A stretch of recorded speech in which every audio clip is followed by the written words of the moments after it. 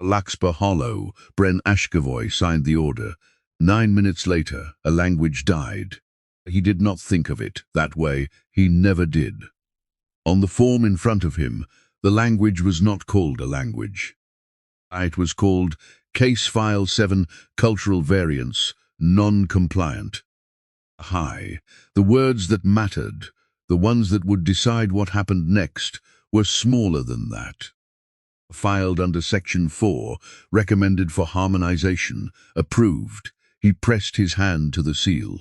And somewhere across the stars, on a small green world called Larkspur Hollow, a machine began to hum.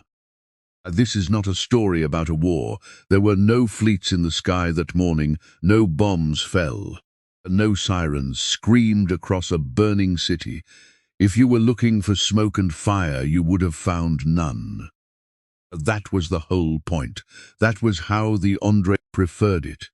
They had learned, over 11,000 years of governing other species, that violence left evidence, and evidence left enemies. A signature left nothing. A signature was clean. The Andrai were not monsters, not in the way the word is usually meant. High. They did not hate the people whose worlds they administered. Hatred required effort, and the Andrai did not waste effort on anything that could be handled by procedure. They believed sincerely that a galaxy run by careful administrations was safer than a galaxy run by passion. Fewer wars, fewer massacres, fewer mistakes made in anger. They had numbers to prove it, and the Andrai trusted numbers the way other species trusted gods. Our humanity had joined the Verin Assembly 41 years earlier. The assembly itself was 6,000 years old, a council of 12 elder species who met in a station built before humans had learned to smelt iron. The station was called the Long Chamber, and it did not orbit any single world. It drifted in neutral space between 4 trade lanes, vast enough that a newly arrived delegate could walk for an hour without reaching the presidium at its center. Its walls were grown, not built, from a living gold-veined stone that pulsed faintly warm under a visitor's palm, and its corridors still carried in places the architecture of species that had gone extinct before humans existed at all.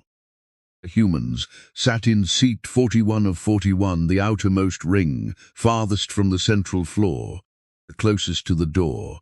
It was not an accident, it was policy.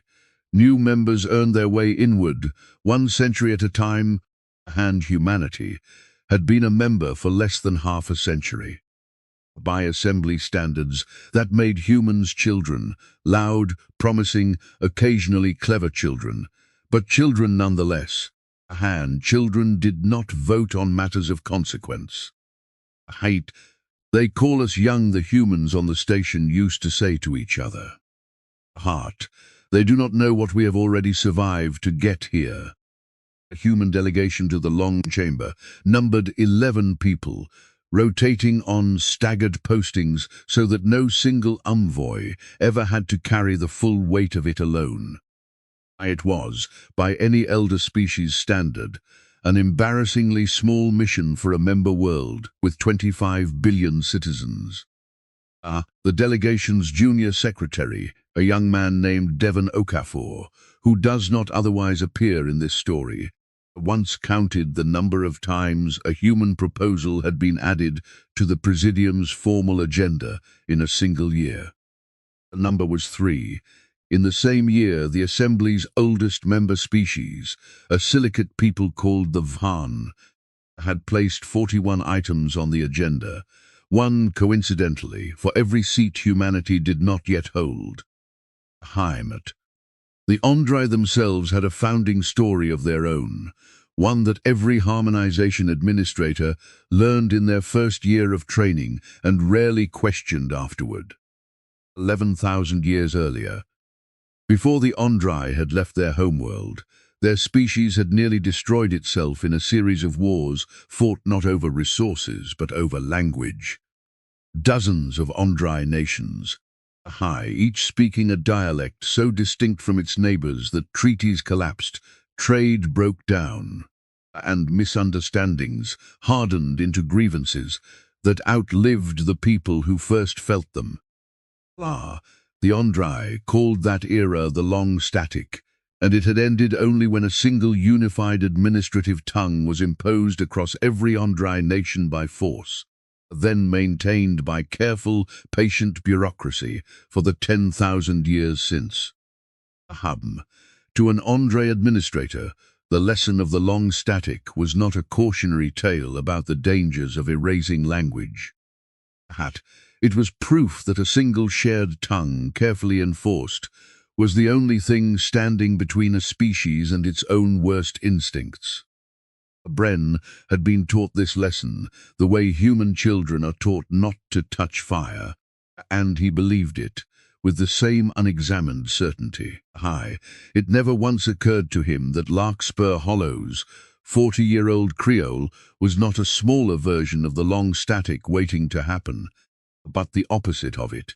A language built entirely out of cooperation, stitched together willingly from 1,000 dying voices, instead of imposed over the wreckage of a war. Larkspur Hollow was 92 years old, one of the earliest human colonies, founded not for minerals or farmland, but for something the founders considered more fragile than either. Before humanity left Earth in large numbers, thousands of small languages were already dying. Dialects spoken by a few hundred elders in mountain villages, the Creoles, born on islands that global trade had swallowed whole. A group of linguists and their families had taken one ship and 11 archives of recordings. And they had built a colony whose entire founding purpose was to keep those voices alive. The founders had a name for what they were doing, a phrase that had survived into the colony's charter word for word. Carrying the fire forward. Over 3,000 fragments of nearly extinct human speech had grown, tended and spoken and sung, into a living Creole all its own. The children, on Larkspur Hollow, grew up bilingual in Assembly Standard and in Holotongue, a language that existed nowhere else in the universe. Houtzt market stalls in the capital sold bread with names in Holotongue that had no clean translation into Standard at all. Words that meant something closer to the bread you make when someone comes home than any single noun could carry. To the founders, that had been the whole point. To the Ondrai Office of Trade Harmonization, it was a problem. Every world in the Assembly's jurisdiction was required to file its administrative and commercial records in Assembly Standard, translated and cross-referenced for audit. Larkspur Hollow complied, but its court records, its birth registries, its oral contracts, like its children's first words, were tangled through with Holotongue idiom that did not translate cleanly. The Ondrai auditors calculated the resulting margin of translation error at 0.4%. It was a number too small to matter to anyone who was not an auditor, and too large, apparently, to ignore. A rounding error, Bren would think, years later, standing in the ashes of what that rounding error had cost. We burned a language over a rounding error, but that came later. On the morning he signed Case File 7714, Bren Ashkevoy believed, the way he had always believed, that he was doing something reasonable, something necessary, something kind even, because the harmonization directive, on paper, was framed as a gift. Every world under its terms received the finest neural linguistic technology the Assembly possessed, offered free of charge, a voluntary procedure that would align a colony's native speech patterns with Assembly Standard, smoothing away confusion, easing trade, opening doors that had been, according to the paperwork, closed by nothing more than an accent. Voluntary was the word on the form, Bren had read that word 1,000 times and never once questioned what it meant on a colony where refusal could mean decades of delayed trade licenses, denied medical shipments, and quietly cancelled infrastructure grants. Londrai did not force compliance. They simply made non-compliance expensive and let the numbers do the rest. Bren had worked in the Office of Trade Harmonization for 19 years by then. He was, by the standards of his own species, an unremarkable Ondrai, grey-skinned, narrow-framed, meticulous, to the point that his colleagues joked he alphabetized his own grief. He had a small apartment on the Ondrai homeworld with a single window that looked out over an administrative district, so vast it had its own internal weather. He was not cruel. He had simply built a life, brick by brick, out of the conviction that careful people who followed careful rules prevented the kind of chaos that had, according to Ondrai history, nearly destroyed his species twice before their empire learned to govern itself through procedure instead of passion. He believed this the way a person believes the sun will rise. Behind, it had simply never occurred to him in 19 years to ask what the procedure cost the people on the other end of it. Iris Renfield had grown up on Larkspur Hollow, hearing her grandmother sing in Hollow Tong before every meal. She was the colony's chief archivist now, 34 years old, the keeper of 11 archives that had grown, over 92 years into 40. She had spent her whole professional life recording voices, market vendors, retired teachers, children, learning their first lullabies, because she understood something the Ondrai auditors never bothered to calculate. Language was not data. A language was every person who had ever loved someone in it. Her mornings before everything changed followed the same quiet pattern.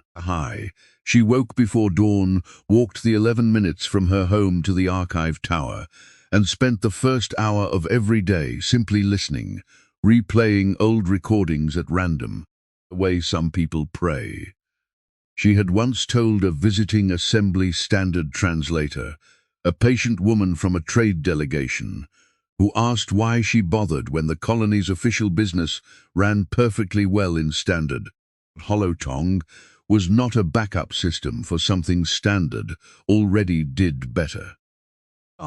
It was the only language in the universe built entirely out of things her people had refused to let die. The translator had not understood. Iris had stopped expecting anyone outside Larkspur Hollow, too. She was the one who brought the children in for the procedure. The Harmonization Clinic had opened on Larkspur Hollow 8 months before Case File 7714. Ran quietly, efficiently, exactly as the Ondrai brochures promised. 211 children had already gone through the recalibration by the day everything changed. 211 sets of parents had been told the same thing.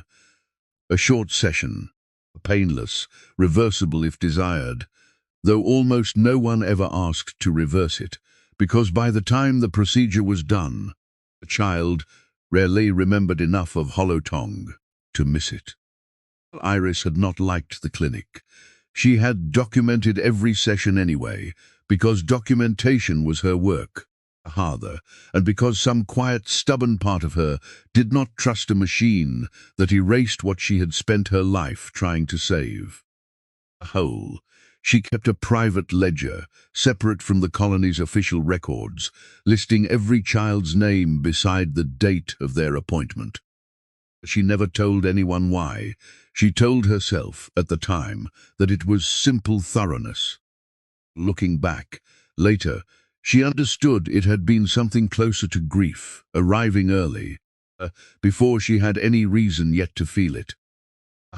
On the morning in question, she brought in a 9-year-old girl named Ayakel. Haya was small for her age, with a gap in her front teeth and a habit of humming under her breath without noticing she was doing it. Hi, she hummed her grandmother's lullaby, the same one Iris's own grandmother used to sing. A 9-line hollow tongue melody about a boat that always finds its way home in the dark.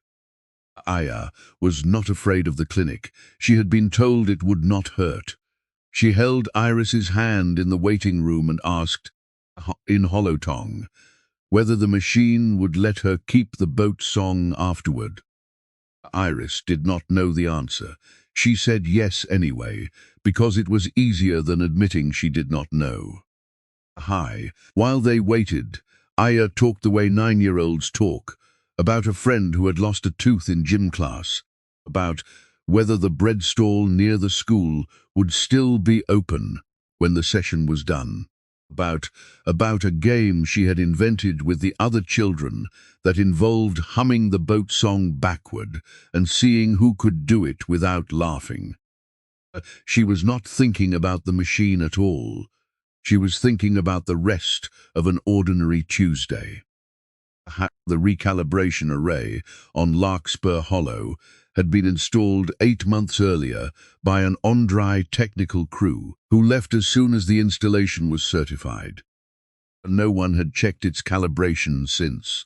On the 212th session, a routine synaptic mapping fault, the kind flagged in maintenance logs as low priority, scheduled for next quarterly review, caused the array to overshoot its target.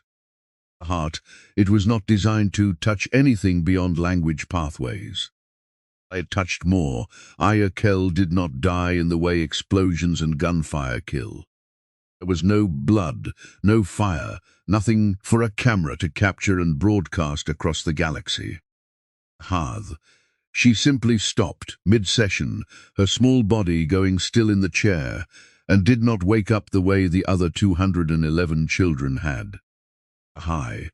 She lived 4 more days in a colony medical bay that had never been built to treat this kind of injury, her parents holding her hands, before her body finally understood that whatever had made her herself was not coming back. Her mother, a woman named Petra Kell, who does not otherwise appear in this story, asked the attending physician on the 2nd day whether Aya could still hear the boat song if someone sang it to her. No one could answer that either. Petra sang it anyway, all 9 lines twice a day for 4 days. Hell, until there was no one left in the room to sing it to. OnDry's own incident report, filed 6 days later, ran to 1 paragraph. It described the event as an isolated calibration deviation, statistically within acceptable variance for a population sample of this size. No further corrective action indicated. Bren Ashkevoy read that report at his desk, 40 light-years away, and initialed it without comment. It was, after all, just a number, 0.46% of the treated population, a rounding error inside a rounding error. He did not know that Iris Renfield had been in the room when Aya stopped humming. He did not know that she had turned on her recorder the instant the alarms began, and that the recording as parents' voices, the machine's failure tones, the last 4 seconds of a 9-line boat song, trailing into silence, would not stay buried in a colony archive forever. And he did not know, could not have known, that 11 years from that morning, he himself would be the one to carry that recording into the one room in the galaxy, built specifically to ignore it. Larkspur Hollow asked for an investigation. It asked at first the way small colonies always asked, politely, and through the correct channels, trusting that the correct channels existed for a reason. The request went first to the OnDry regional office, where a clerk logged it as grievance 40, 822, and forwarded it as procedure required to the Verin Assembly's Committee on Colonial Welfare. The committee met once every 14 weeks. Larkspur Hollow's grievance was assigned a hearing date 9 months out. which was, the committee secretary explained by return message, actually quite fast given the backlog. For 9 months, Iris Renfield read that number sitting in the same medical bay where Aya Kell had died. And something in her went very quiet and very cold. Aha, the colony tried other channels too, in the months that followed, the way people do when the first door does not open. Aya's father, a quiet man named Rowan Kell, who worked the colony's water treatment stations, and does not otherwise appear in this story, filed a personal petition with the Ondrai Regional Office, requesting only that the recalibration array be inspected before another child sat in that chair. It took 11 weeks for a reply. The reply confirmed that the array had in fact already been recertified by the same maintenance protocol that had flagged its fault as low priority in the first place, and that the clinic would resume normal operations the following month. The clinic did resume. 40 more children went through harmonization before the 14-week hearing date even arrived. Ferrin, Assembly's Presidium chamber, was the oldest room most delegates had ever stood in, a vast bowl of tiered seating that rose in 12 concentric rings around a central speaking platform, built from a stone that glowed faintly gold under its own light, older than most of the species who governed from it. Councillor Thesman had sat in the third ring for over 4 centuries. She was not cruel. She had simply been doing this job for so long that cruelty and procedure had become, in her mind, indistinguishable from mercy, because procedure, she believed, was the only thing standing between a peaceful galaxy and one where every grievance became a war. Actually, when a human envoy finally stood on the platform to formally request an emergency session, not the 14-week hearing, but something faster, something that acknowledged that a child had died and that 211 more had already lost pieces of themselves. Thesman listened with what looked, to human eyes, like genuine sympathy. Then she explained gently that emergency sessions required a 2/3 procedural majority to convene outside the normal calendar, that no such majority currently existed, and that the matter would be added to the standing agenda for full review at the regularly scheduled hearing. 9 months became 11, then 14, when the committee's translator retired and had to be replaced. Larkspur Hollow's grievance sat in a queue behind border tariff disputes, and a shipping rights dispute between 2 species who had been arguing over the same asteroid belt for 600 years. Bren Ashkevoy was not part of any of those decisions. He was, in the architecture of Ondrai bureaucracy, several layers beneath the people who made them. A mid-level administrator whose job was implementation, not policy.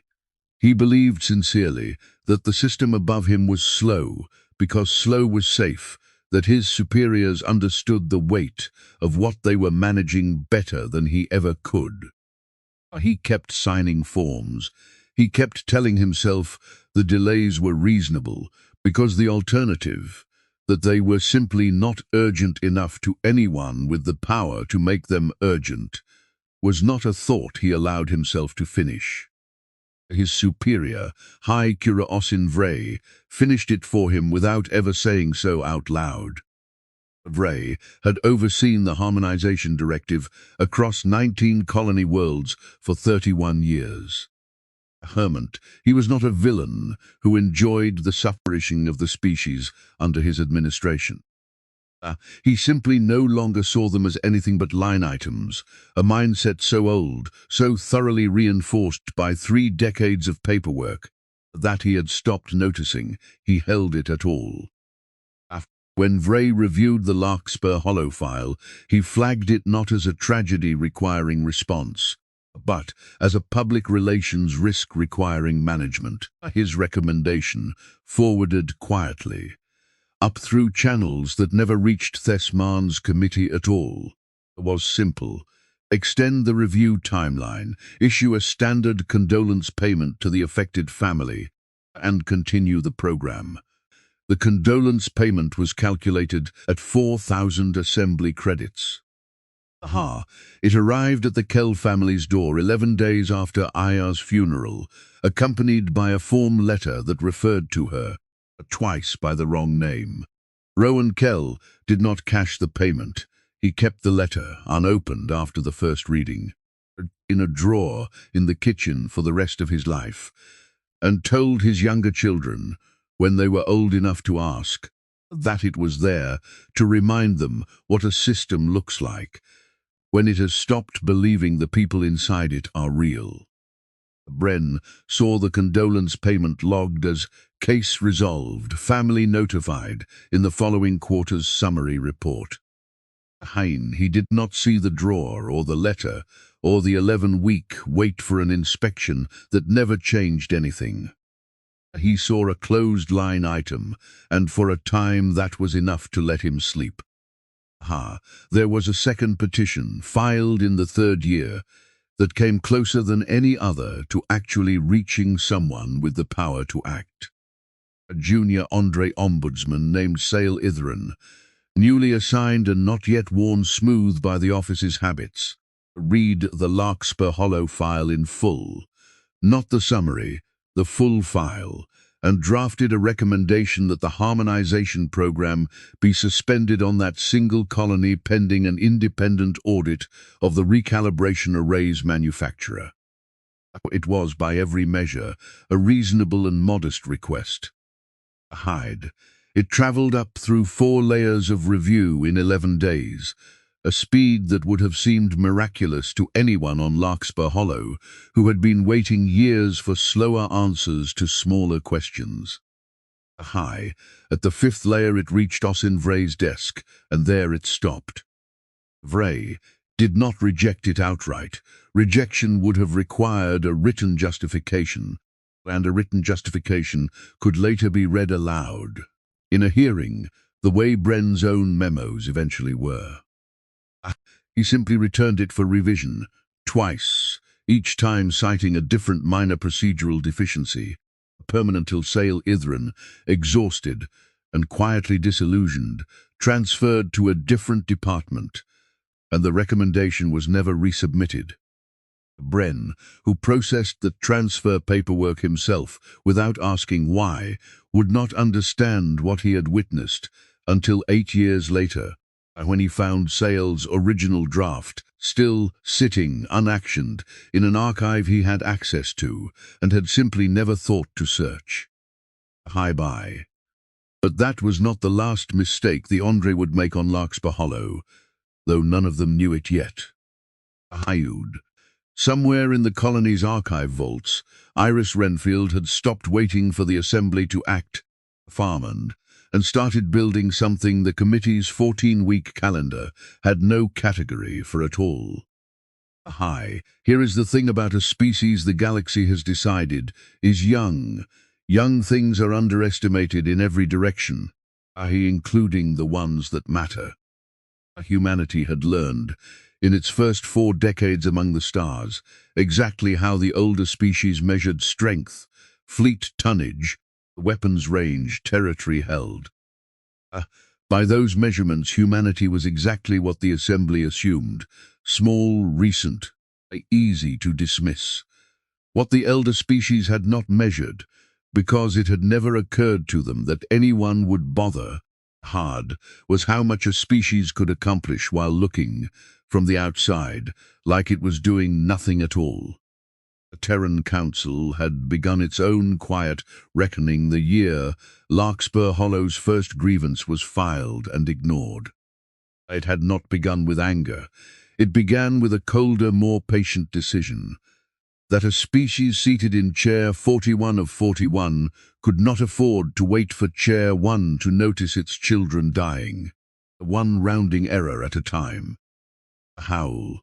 Over the following 23 years, in shipyards built inside the debris field of a dead moon that no assembly survey had bothered to chart twice, The council assembled a fleet the assembly did not know existed. It was not built from anger or the promise of revenge. The council was explicit about that, in records that would not be made public until much later.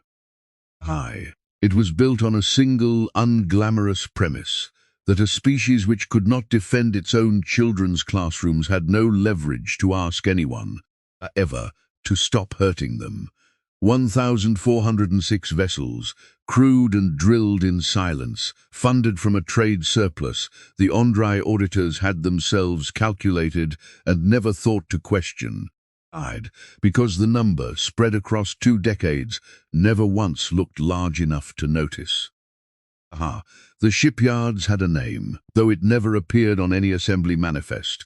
The Hollow Yards were chosen deliberately by the engineers who built them, most of whom had family ties, however distant, to Larkspur Hollow itself. It became a point of quiet pride among the workers there that every hull plate welded in the dark of that dead moon's debris field was, in some small way, welded for a girl none of them had ever met. Lieutenant Priya Solheim was 19 years old when construction on the vessel she would eventually command. She had grown up on a world 3 systems from Larkspur Hollow, and she had been 11 when Aya Kell died. Old enough to remember her mother crying at the news, too young to understand why a single child's death, among a species of 25 billion, had made her mother cry like that. Her mother, it turned out, had grown up speaking a dialect of her own that had quietly died out 2 generations earlier. Not through any machine, just through slow neglect and the ordinary pressures of assimilation, and something in Aya's story had reopened a grief. Priya had never known her mother carried. Priya joined the fleet program at 18, not because anyone told her to, but because she had grown up hearing her mother say the same 6 words every year on the anniversary. We should have been ready sooner. Training in the Solace program was unlike anything the Assembly's own military academies would have recognized. Alongside navigation, tactics and weapons certification, every cadet spent 2 full years in what the program's founders called restraint drills. Simulations designed not to test whether a crew could win a battle, but whether they could hold a position of total tactical advantage without using it, for as long as the mission required. Instructors, who had helped design the curriculum, argued fiercely in early planning sessions that Priya would only read about years later in declassified minutes. A fleet built entirely to prove a point about strength would eventually be used to prove that point. Whether or not the moment called for it. They wanted a fleet that could sit on the trigger, not one that itched for it. By the time Priya took her first command, she was 31, and the Council's fleet, quietly renamed, in internal documents, the Solace Fleet, a name chosen deliberately to mean the opposite of what a fleet usually meant, numbered enough ships to make a serious argument to anyone who ever bothered to count them. No one had, that was rather the point. Bren Ashkevoy did not know any of this. What he knew, in those same years, was smaller and stranger and entirely his own. He had never stopped thinking about the incident report he'd initialed. He told himself for a long time that this was simply conscientiousness, the mark of a careful administrator, reviewing his own work. It was not until the 4th anniversary of Aya Kell's death, when a routine audit crossed his desk, showing that Larkspur Hollow's grievance had been reassigned 6 times without ever reaching a hearing, that he understood what he actually felt. It was not conscientiousness, it was guilt, grown quiet and patient, the way guilt does when a person refuses to look at it directly. He began, without ever deciding to in any single dramatic moment, copying files. Lucky it started small, a duplicate of the original incident report, saved to a data crystal he told himself he was keeping for his own records. Then the maintenance logs the Ondrai technical crew had filed and never followed up on. Then, over the following years, every memo Vray had written recommending delay, every internal note dismissing Larkspur Hollow's grievance as a public relations risk, every record the Office of Trade Harmonization had quietly scheduled for deletion once a case was closed. Bren copied them all, one at a time, telling himself each time that this was the last one, that he would delete the crystal tomorrow, that he was not really doing what it looked like he was doing. There was one afternoon in the 7th year when a records auditor named Kessa Ray, no relation to Osin Vray, despite the similarity that made junior staff nervous in meetings, nearly discovered the crystal during a routine terminal inspection. Bren spent that night unable to sleep, certain he would be summoned the next morning to explain himself. No summons came. Kessa had simply logged the terminal as clear and moved on to the next office on her list. Bren took the near miss, unreasonably, as a kind of sign, though he could never afterwards say a sign of what. He did not know in those early years that a colony archivist 40 light-years away was building the exact same kind of record from the opposite direction. Every recording of every harmonization session, every parent's testimony, every fragment of Holotong, the Ondrai clinic, had already erased from 211 children's minds. Preserved in an archive vault, Iris Renfield had begun keeping the day after Aya died. Two people, on two sides of a system neither fully understood yet, building the same case without knowing the other existed. Neither of them called it preparation for war. Neither of them, in fact, called it anything at all. But it simply grew, the way guilt and grief both grow when a slow system gives them nowhere else to go. Iris, for her part, had turned her archive work into something closer to a discipline than a duty. She traveled to each of the 211 families personally over the following decade, not as an investigator, but as the same archivist who had always come to record their voices, market songs, harvest stories, the ordinary texture of a life on Larkspur Hollow. She asked each family gently whether they would let her record what the harmonization procedure had taken from their child, and what, if anything, still remained. Most said yes, a handful said no, and she respected that without argument, because she understood better than anyone that a person's right to keep their own grief private was exactly the kind of thing the Ondrai auditors had never once thought to calculate. By the 11th year, her archive held more than testimony. It held a pattern of 47 separate documented cases across 19 assembly worlds, where a harmonization clinic's own internal maintenance logs had flagged a fault, and the fault had been left unresolved because a quarterly review calendar said it could wait. Larkspur Hollow was not an isolated tragedy. It was, Iris came to understand with a kind of cold clarity that never once curdled into vengeance, a rounding error the Ondrai had been willing to repeat, colony after colony, for exactly as long as no one forced them to stop. The anniversary hearing, the one that had been delayed, reassigned, and quietly buried for 11 years, was finally scheduled for Larkspur Hollow's grievance on the 15th anniversary of Aya Kell's death. It was not scheduled as an act of justice.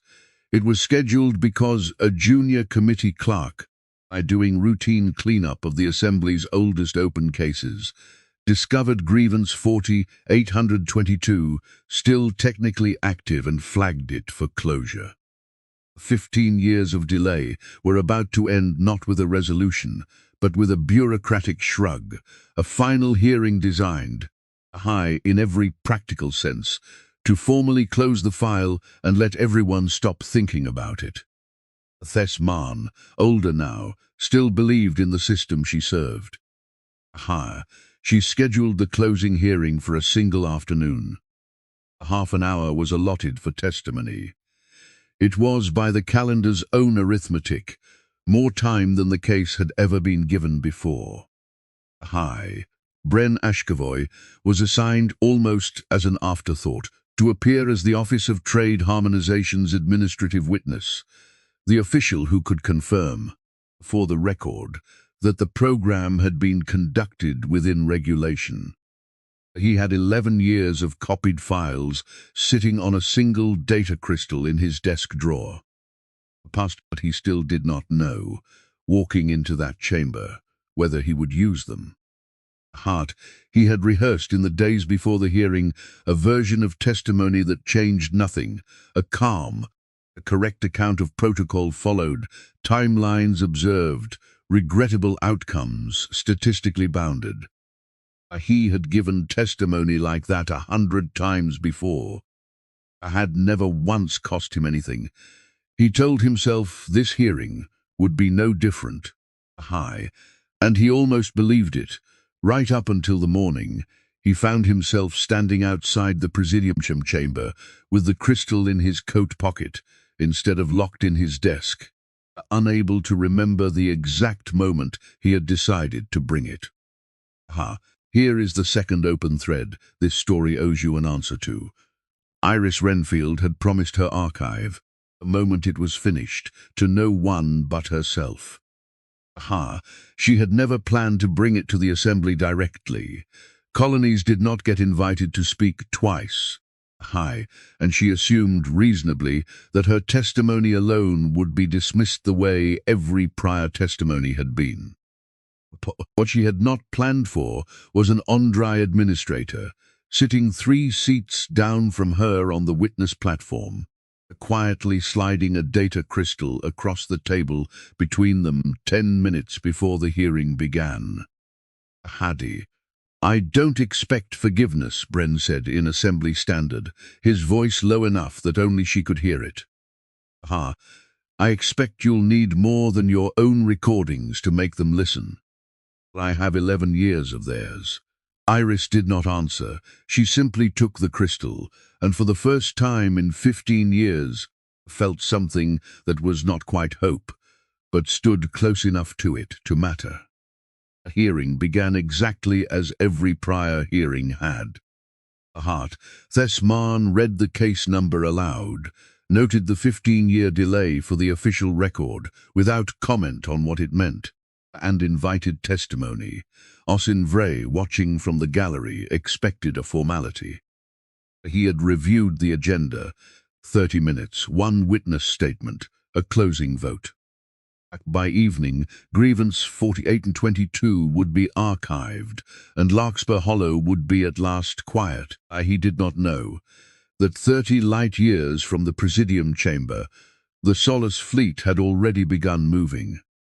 Harren Council had learned, through channels Bren never fully understood and never needed to, that the closing hearing was scheduled. They had also learned, because a species that builds a fleet in secret for 23 years learns, eventually, to build intelligence networks alongside it, that Oisin Vray's office had quietly authorized a contingency the day before.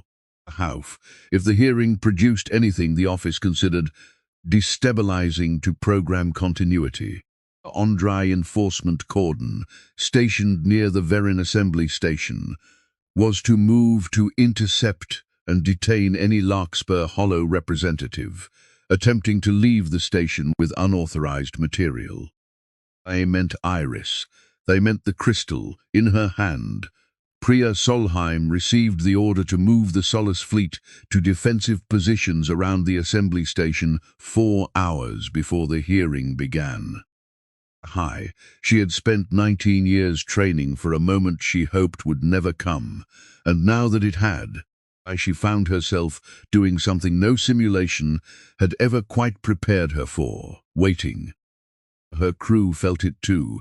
The bridge of her ship, a vessel named simply the Carriage, named Iron in keeping with the fleet's founding instinct, for a thing built to bring people safely home rather than to conquer anything, went quiet in a way that had nothing to do with discipline and everything to do with 19 years of anticipation arriving all at once. Hart, a junior helmsman, asked her, in the hour before they reached position, whether they were going to war. Priya told him the truth, because she had promised herself long ago that she would never answer that question with anything less. "I don't know yet," she said. "That part isn't up to them, it's up to us." Iris Renfield stood on the central platform of a chamber that had ignored her people for 15 years. A hand, she did not raise her voice. Ashika, she played the recording first. 4 seconds of a 9-line boat song, trailing into the sound of an alarm, then silence. She let the silence sit in the chamber for longer than protocol allowed. No one stopped her. Even Thesman, who had presided over 4 centuries of hearings, found she had nothing procedural to say to 4 seconds of a dying child's lullaby. When Iris spoke, and what she said was not what anyone in that chamber expected. "I am not here to ask you to punish anyone," she said. "I am here to ask you to listen to what your own administrator wrote down for 11 years, while no one was listening to him either." Hard, she placed the crystal Bren had given her into the chamber's record terminal. What followed was not a speech. It was worse for the Andrai delegation than any speech could have been, because it was simply their own words, read back to them in their own recorded voices. Lawson Vray's memo calling a dead child's case a public relations risk. The maintenance log flagging the recalibration array's fault as low priority 4 months before it killed her. A condolence letter with her name spelled wrong twice. 47 other colonies worth of the same pattern, repeated with the tidy consistency of a species that trusted numbers over people. 11 years of a system explaining itself honestly to no one, never expecting to be overheard. Bren Ashkavoy stood from the witness platform while it played. Every Andrai delegate in the chamber turned to look at him. He did not sit back down. "I signed most of what you just heard," he said, into a silence that had gone absolute. "Hi. I want the record to reflect that I understood, at the time, that I was choosing efficiency over a child's life. Hi, and calling it neither of those things. I was calling it a form," he continued, his voice steadier than he expected it to be. "I am not asking anyone in this chamber to believe I have become a good person, because I finally said this out loud. I kept these files for 11 years, and did nothing with them until a hearing forced my hand. That is not courage, that is a debt finally being paid, and it is 15 years overdue." He did not know, saying it, whether it would end his career, his freedom, or worse. He said it anyway. That is the part of this story worth remembering. Not that he was punished for what he had done, but that he finally refused to let a system say it for him. Sossan Vray understood in that moment exactly what 15 years of delay had actually purchased. Not silence, but time for the evidence against him to become undeniable. He gave the order to his enforcement cordon before the hearing had even formally adjourned. Detain the archivist, recover the material, contain the damage before it left the station. The cordon. 6 Andrai patrol vessels, fast and heavily armed for their size, moved to intercept the small Larkspur Hollow transport, carrying Iris and her sealed archive back toward open space. I found the Solace fleet waiting instead. 1,406 human vessels held position around the Verin assembly station. arrayed in a formation that made their intentions and their capability entirely unambiguous. Every delegate on every viewing screen across the station watched 6 Andrai ships come to a dead stop in open space, facing a wall of humanity's ships that no elder species in the assembly had known existed until that exact moment. For 11 seconds, no one on any ship fired. The commander of the 6 Andrai patrol vessels, a career officer named Trask Idolin, who does not otherwise appear in this story, later admitted in his own debrief that he had genuinely believed, in those first 11 seconds, that he and his crews were about to die. He had orders to detain a transport, not to fight a war, and he found himself staring at a fleet more than 200 times the size of his own. A Permant with no idea whether the young voice that answered his hailing frequency intended to give him the chance to withdraw. This is the part every version of this story that gets told wrong gets wrong right here. Because the easy version, the satisfying version, the galaxy, half expected from a species it had spent 41 years underestimating, was for the Solace fleet to open fire. They had the numbers, they had the position. They had, by any measure the Andrai themselves would have understood. Every justification, 15 years of delay, a dead child, a cover-up broadcast lived to every elder species in the galaxy. Horn, no one in that chamber would have called it unprovoked. Prior Solheim gave a different order. "Hold," she said, over an open channel that every ship in both fleets could hear. "Weaponmen, stay cold. We are not here to answer a rounding error with a massacre of our own." She had not written that line in advance. It came out of her the way her mother's 6 words had lived in her for 20 years. Not planned, just finally spoken. Somewhere behind her, on a colony 3 systems away, her mother would later say it was the proudest moment of her life, the hardest to understand, because everything in Priya's training had built toward a moment like this, being the one where the fleet finally struck back. Instead, the Solace fleet held its formation, weapons powered but silent, and let the 6 Andrai patrol ships sit there, close enough to be destroyed, and untouched all the same for 9 full minutes.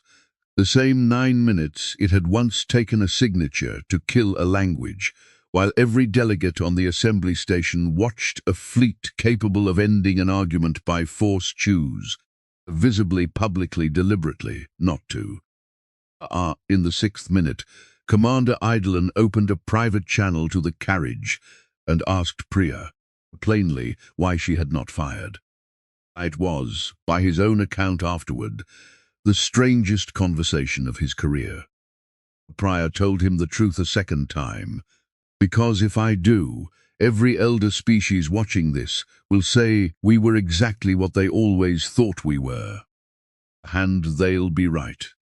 Idolin did not answer for a long moment. Then he said something that surprised them both, that in 30 years of service he had never once been ordered to hold fire when he could have won cleanly a pie, and that he did not know what to do with the silence that followed an order like that. Neither, that day, did she.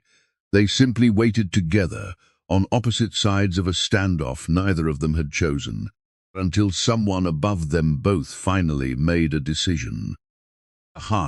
But that restraint was not surrender, and nobody watching mistook it for weakness either. It was, if anything, more unsettling to the elder species than violence would have been, because violence they understood.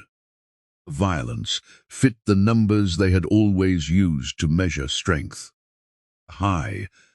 What they were watching now did not fit any number they knew how to calculate. It looked, to the 12 elder species of the Verin assembly, uncomfortably like discipline, like a species that had learned exactly how much power it held and had decided, on its own terms, what that power was for. Oisin Vray gave the stand-down order himself. 9 minutes and 40 seconds after the standoff began. Heart, not because anyone forced his hand with a weapon, because he understood, watching his own patrol ships sit motionless in front of an enemy that refused to become one, how that he had already lost every argument that mattered, and that firing first now would only prove, in front of the whole galaxy, exactly the kind of institution his office had spent 31 years pretending not to be. The Verens Assembly voted to suspend the harmonization directive across all 19 colony worlds within the week. That was not a unanimous vote. 2 of the 12 elder species abstained, unwilling to admit outright that a program they had quietly endorsed for decades had been, in practice, a slow erasure dressed in the language of a gift, a BART. But it passed, and it passed, because 11 delegates, who had spent centuries measuring humanity by chair number and ship count, had just watched that same species hold the most powerful hand in the room and set it down on the table, unfired.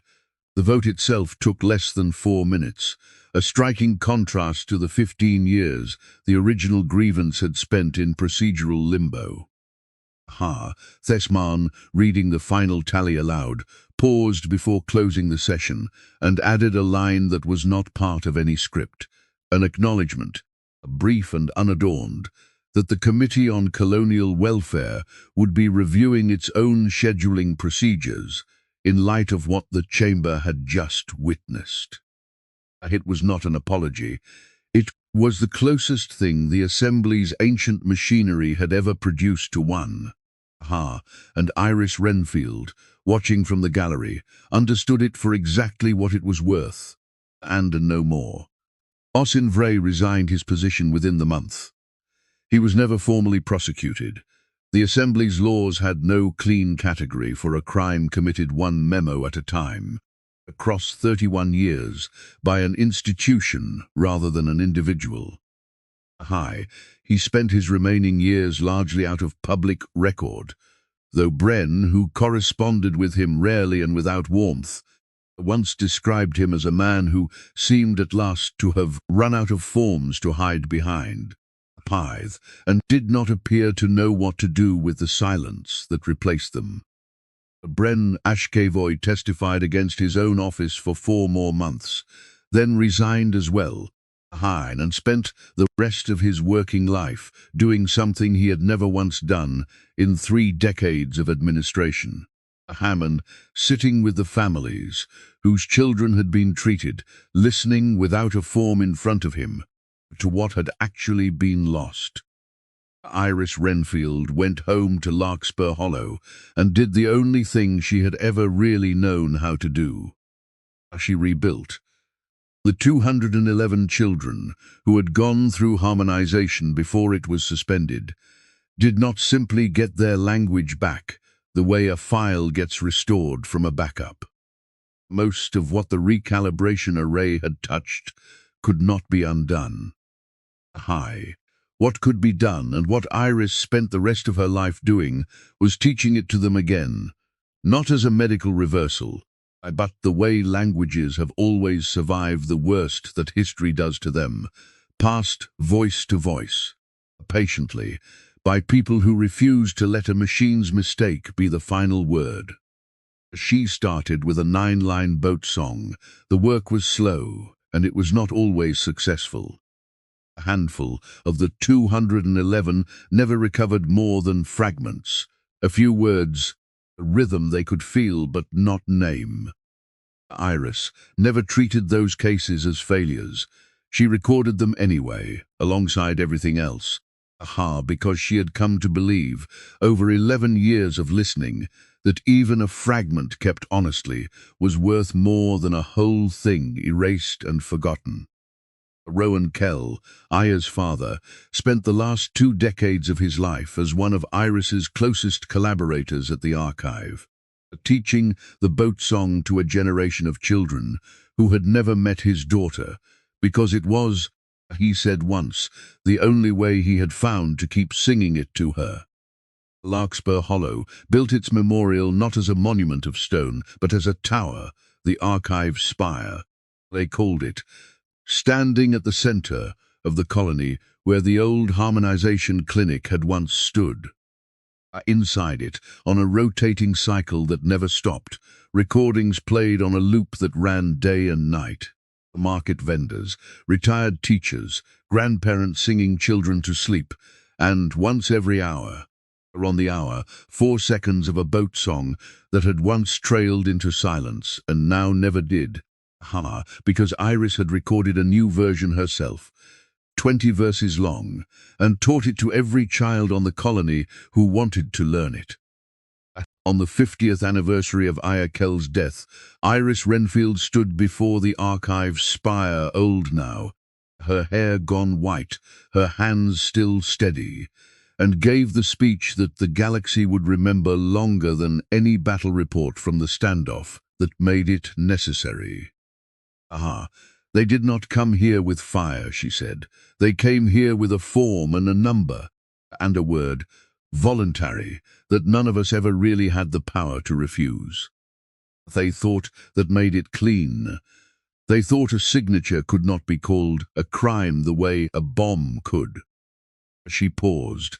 Somewhere in the crowd a child hummed, almost without noticing, the way children on Larkspur Hollow always had. They were wrong about what would happen to us.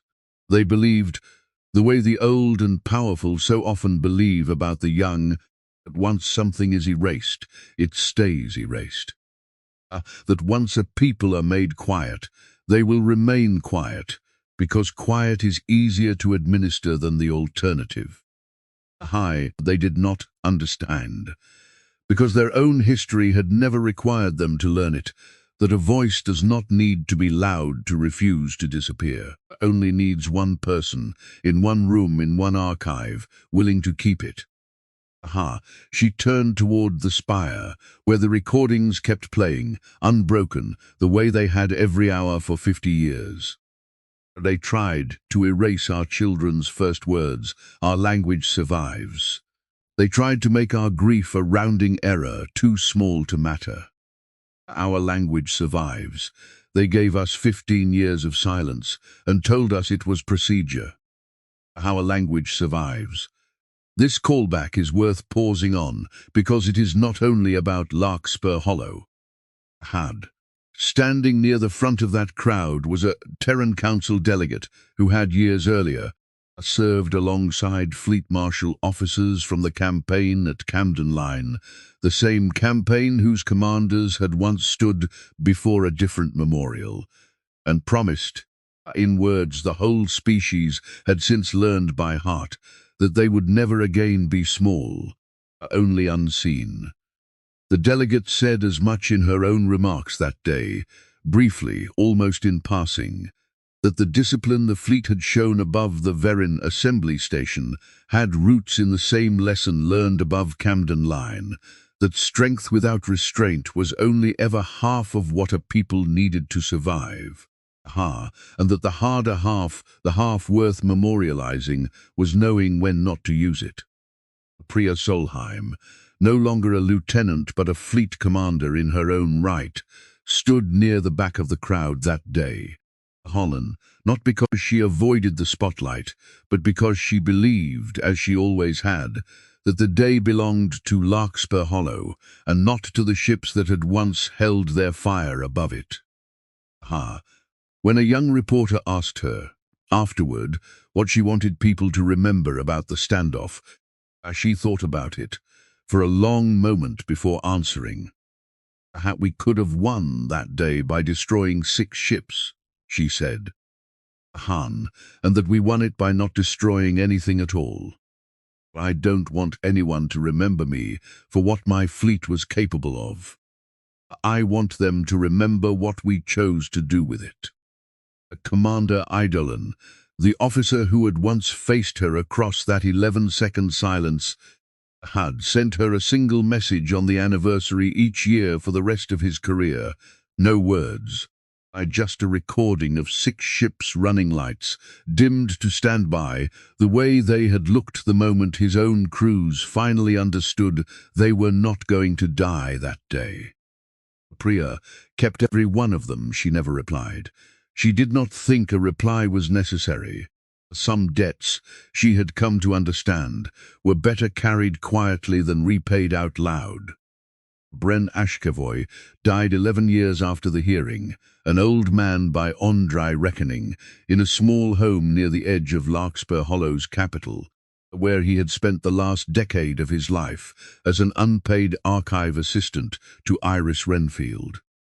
How? He never asked forgiveness publicly, and Iris never publicly offered it, but she was the one who recorded his final testimony.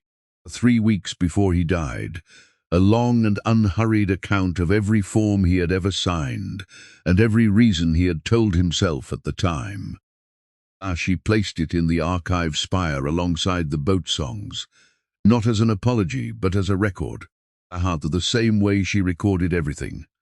Because a true account, kept honestly, was worth more than a clean one. Hein Goad.